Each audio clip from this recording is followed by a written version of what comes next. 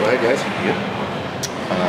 I guess we should start with the trade from last week. We haven't really talked to you. Just what was your thought process on trading Sam? Yeah, that was a tough trade to do. First of all, Sam Girard has been a really good player for the Avs for a very long time, and a great teammate, great character guy. I think the thought process, obviously, for us was we wanted to change the mix a little bit. You know, Sam Walensky has come in and played really good hockey for us, and we get a left shot as well as Girard, and a little bit bigger body with a little bit more size and behind it, and create a little bit of cap space. So, but G was a warrior for us, and we'll definitely miss him. Was there a concern that maybe you were a little too small on defense at that point?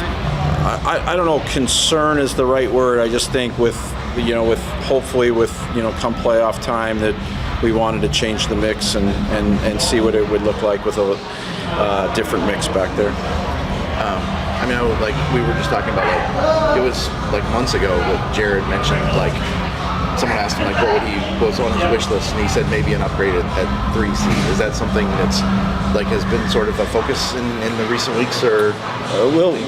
Yeah, I don't think we're looking at any sort of particular, 3C or fourth line wing. If something makes us better, whether it's a winger, a center, or another defenseman, then we'll certainly look at it over the next few days.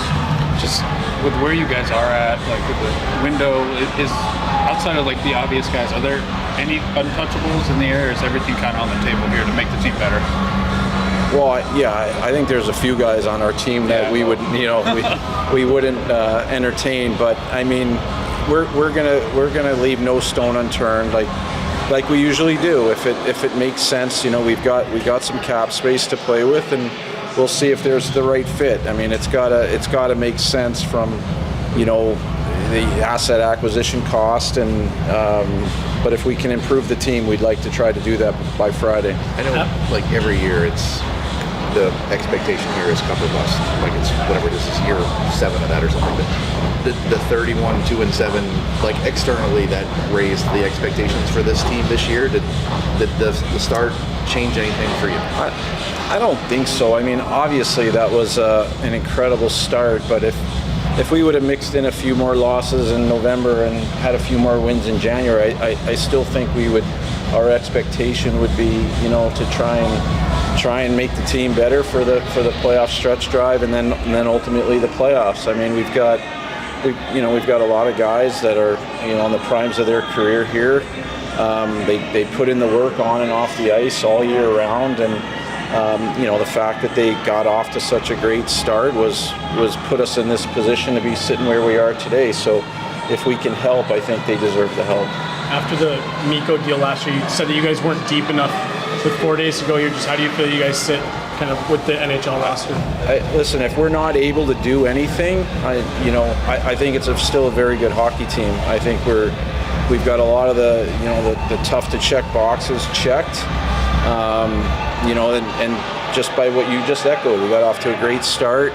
We're sitting here, we're in a good spot, but there's still 20-something games to go, and if we can improve in any area, we'll try and do that. But it's a good hockey team, and they've done a great job till this date.